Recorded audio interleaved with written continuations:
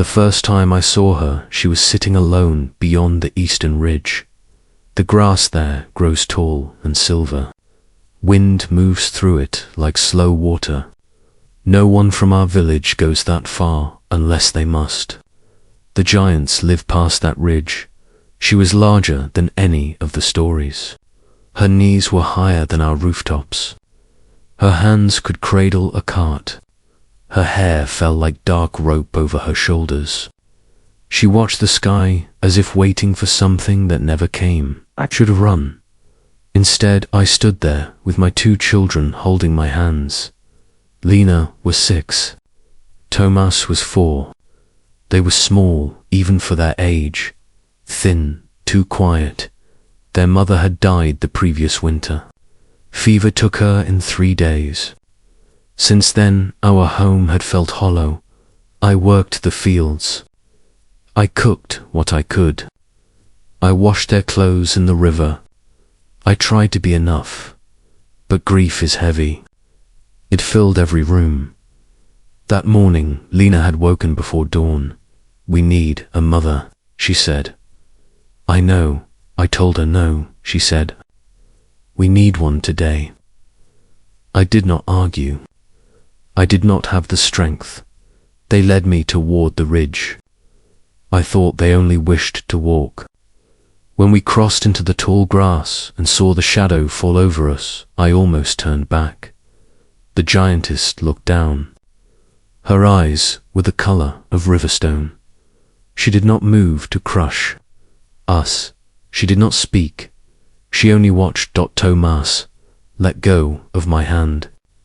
He stepped forward until he stood at the edge of her shadow.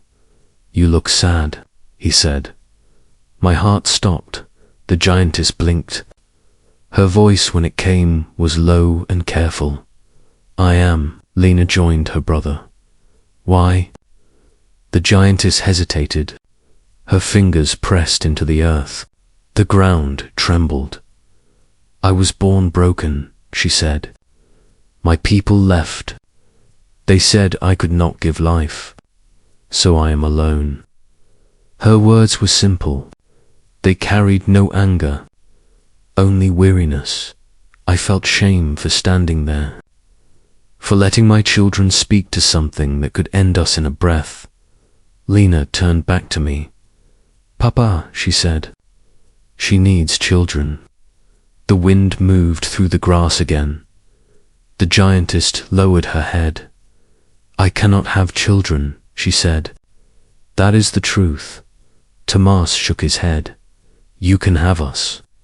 I stepped forward then. Fear burned through my chest. "That is enough," I said. "Forgive them. They do not understand." The giantess studied us. "I understand," she said softly.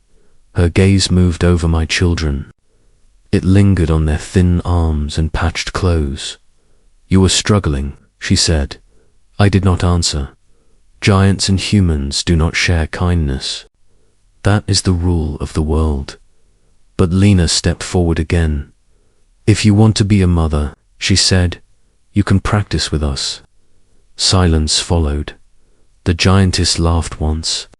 It was not cruel. It was surprised. "No one has offered me such a thing," she said. I should have refused.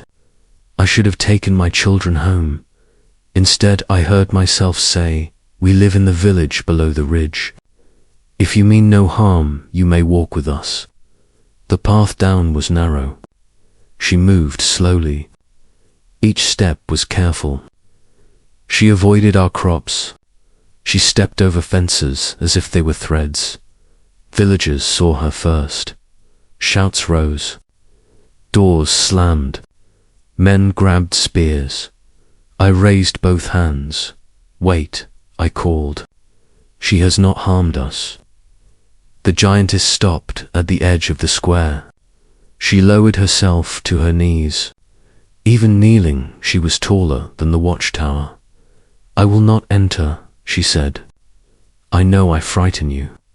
Fear tasted bitter in the air. Then Tomas ran toward her. "Sit," he commanded. The entire village gasped. The giantess obeyed. She folded her legs beneath her and placed her hands palm up on the ground. She looked less like a monster and more like something waiting to be judged.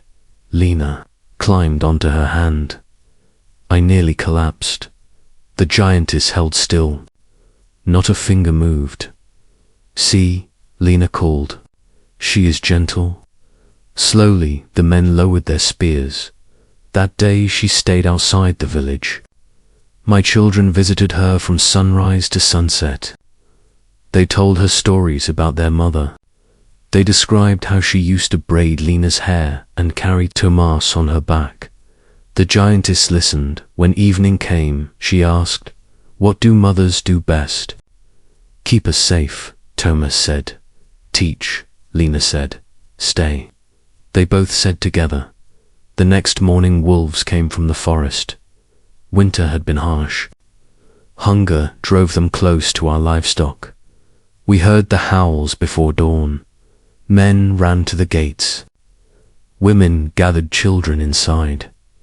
I grabbed Lena and Tomas. My hands shook. The wolves rushed the outer fields. They were many, too many. Then a shadow fell across the walls. The giantess stepped between the wolves and the village. She did not roar. She did not strike at first. She simply stood. The wolves hesitated. They circled. One leaped toward her ankle. Her hand moved faster than I thought possible. She caught the wolf mid-air and placed it back on the ground far from us. "Leave," she said. The pack leader snarled. She did not kill it. She stomped once. The earth cracked. Dust rose in a wave. The wolves fled. Silence followed. No one cheered. We only stared. She turned toward the village. "Are they safe?" she asked. I found my voice. Yes, that was the beginning. She began to help at the edges of our lives. She carried timber from the forest that would have taken us weeks to drag. She lifted stones into place for a new wall. She dug a channel to guide river water to our fields.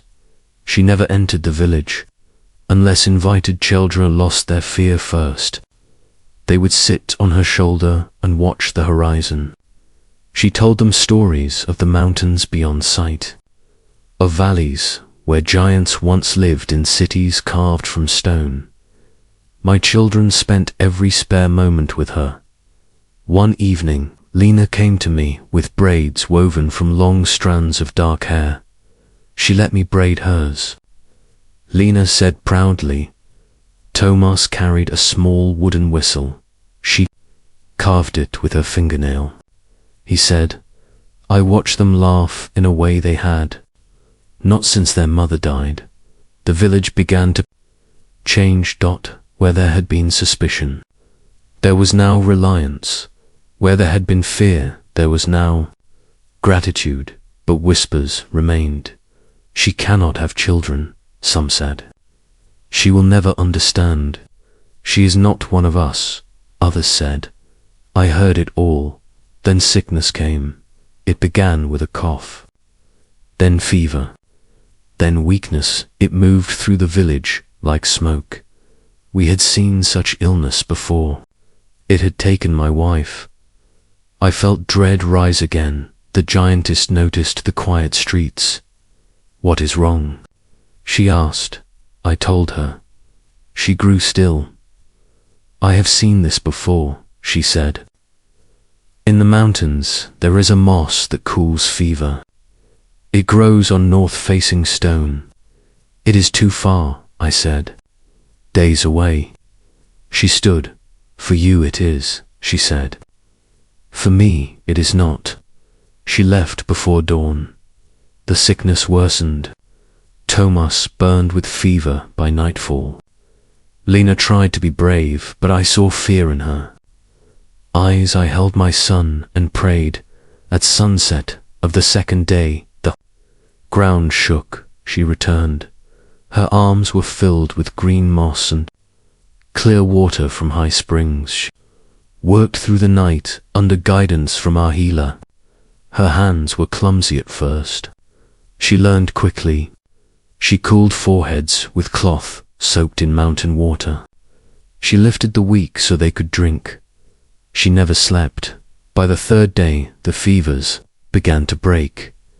Tomas opened his eyes. "Is she here?"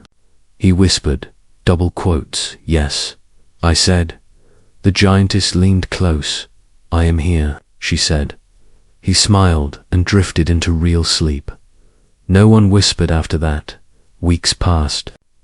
Spring came. One afternoon, I found her sitting beyond the ridge again. The same place where we first met, but she was not staring at the sky. She was watching the village.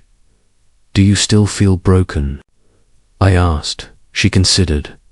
"I cannot bear children," she said. "That is true." She placed one massive hand over her chest. "But something grows here now. When they run to me, when they call my name, I feel it." Lena and Tomas raced across the grass toward us. "Mother," they shouted. The word carried across the ridge. She closed her eyes, saw tears the size of raindrops fall into the earth. The unexpected thing was not that she protected us. It was not that she healed us. It was not that a giant could be gentle. The unexpected thing was this: blood does not make a mother. Birth does not make a family. Choice does. My children chose her on a morning when grief was heavy and hope was thin. She chose them back. Years later, travelers would speak of our village. They would say it was the safest place in the valley. They would say crops grew tall and strong. They would say wolves never came near. They would ask how such fortune came to us. We would point to the ridge, and they would see a giantess seated in the silver grass with children climbing her arms and laughing without fear. She was once called broken, now she was called mother, and nothing in this world is stronger than that. Asterisk.